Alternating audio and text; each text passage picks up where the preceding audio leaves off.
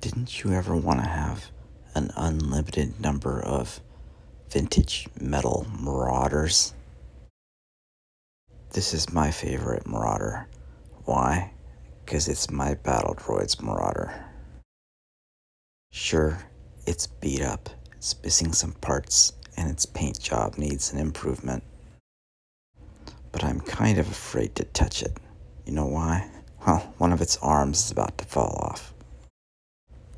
Then I kept staring at my Marauder, and I kept imagining, damn, it's missing its top gun. And I need to fix it. But I don't care about any of that. All I care about is my Marauder is missing its top gun. This kind of put me on a quest. I have to fix that AC-5. Now, several years ago, back in like 2013 or 14 or so, I had 2 riflemen that were missing arms. So I hit up Foundrytoys to get me some rifleman arms, and he did great. Now, some years ago, I think I have a screenshot I think I actually bought some mechs from the guy back in 2013. His name was Foundrytoys. And you can see his icon. This is on eBay, by the way. He kind of just vanished. And he hasn't had any reviews in a long time. It's like he disappeared off the face of the earth, but his account hasn't been deleted or disabled. It still seems to exist. So I kind of wonder what happened to the guy. And he was making recasts and selling them for a long time. And I even got several mechs, knowing full well that they were recasts, from the guy. Now, this was before the current wave of enthusiasm in Battletech. He was more of like part of the first generation that tried to keep the game going. It's like he never stopped. And then suddenly, his reviews get all negative. It's like he's disappeared, and he never sent any messages. There was like one piece of evidence from the guy sending one message and then just vanishing. Then recently I found I can identify, it's obviously one of these same mechs because I identify this style. It was on sale by a reputable seller, except I happen to recognize the recast style of Foundrytoys. So I kind of instantly knew that this was a fake. It was being sold as a real unit, but I knew it was a fake. So I actually made a video on that in the past. Now this is an example of a real Marauder 2C. Foundrytoys seem to have like a collection of maybe 20 vintage mechs, and he would sell variants of those. I remember specifically that he would have I think he had a Griffin, a Shadowhawk, a Marauder 2, a Marauder 2 Clan, and a Marauder 1, Locusts, Stingers, Wasps, and a couple other urban mechs, and a couple others that he had, and all of his mechs were basically copies of those specific mechs, or mix and matches, combining parts from some of them into weird Franken mechs. So it also had like Trigun Locusts that had like 3 of those medium laser pods. Instead of the machine gun pods, it would have those extra bulbs on its sides for medium laser pods. I saw some obscure reference to a broken hip or something like that in one of the messages from Foundrytoys, and then the guy just vanished. So I always kind of wondered what happened to the guy. I think that was not a reference to a broken mech model hip, but a broken as in his biological hip. Because I think he was a retired older guy who was just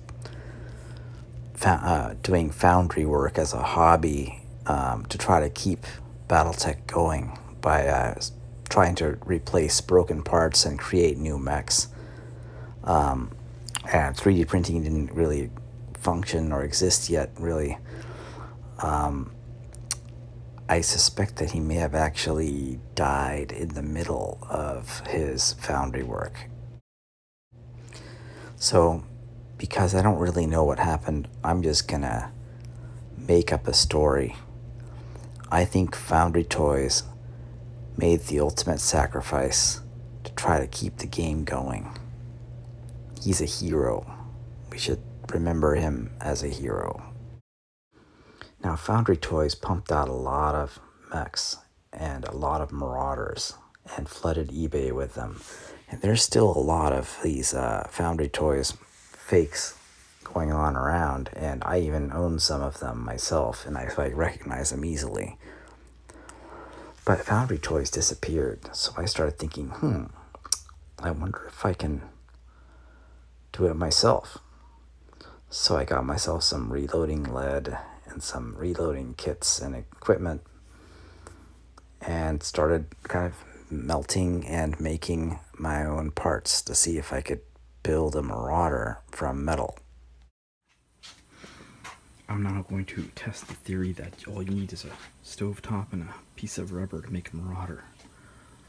I've got this Lee melting pot, and I've got this is meant for like reloading centerfire cartridges and making your own ammo, like little tools.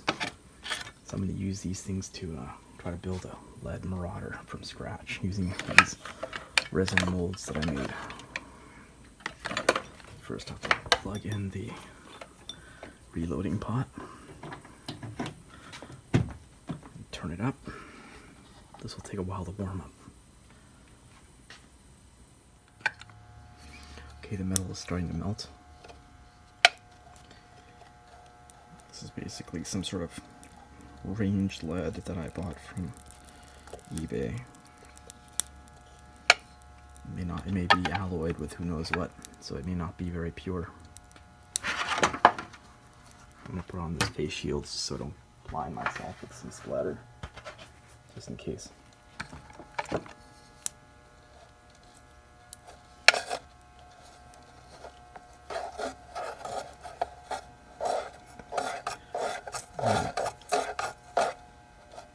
I'm gonna let this get hot a little bit so I can kind of move the dross away. And then I'm going to, this is already hot enough. I've already done this before and I was very hot with my previous run, so this time I'm going to run colder and just get it when it's just barely molten. Help out a little bit. I'm going to pour this in a little bit just to get an idea. I already kind of know it's not going to work, so I'm going to just,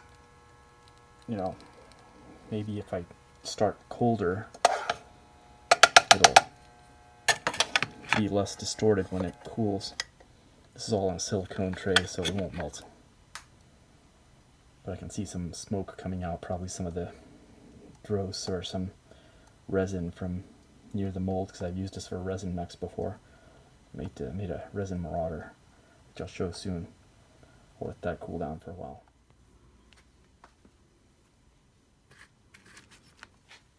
Let it cool down some more. Out of this same mold run, I also made some building molds. You may recognize some of these buildings as from the Archer versus Hetzer mini game called the Bone Norman scenario. So I scratch built those. So this is the silicone mold of the foot base for the Battledroids Marauder that I used as the model. And you can see it didn't come out very well. I'm not sure what the problem was, whether it was my metal casting technique in silicone rubber, or if it was the fact that this ranged lead looks fairly impure and looks like it's kind of mixed with some bismuth or something. I'm not sure. It's got some strange grainy crystalliness to it. But I went ahead and tried to build some buildings too. And these were from the same molds that made those nice resin molds, and the buildings came out like crap too. I mean, it's not that good looking. So the conclusion is it's not, at least it wasn't for me, it was not straightforward to just pour molten metal into a silicone rubber mold and make a mech. But that doesn't mean that someone with better technique might not succeed. I mean, it must be possible because Foundrytoys was able to do it. Although I'd noticed that in the Foundrytoys units, they tend to break really easily. So whatever alloy he used, it seems to be very crumbly. It also seems to be all integrated, like the base and the arms, everything, it's all like one part. It may also be sand cast instead, I'm not sure. Now, it turns out that building a Resin Marauder was not easy either, unlike some of the other mechs that I have made from scratch using silicone rubber molds, which came out much better. The Marauder's problem is that it has a lot of parts, and each part tends to have kind of defects and mold lines and air bubbles and whatnot. And then when you have to have so many parts come together, right, it's just not that easy. So I'm still on a mission to fix my Marauder, because even though I've now constructed a resin AC5 for it, I really want it to be a lead AC5. So this is still a work in progress. I can tell this can be done, and also we know because Foundrytoys did it. So I will keep you posted if I can make any improvements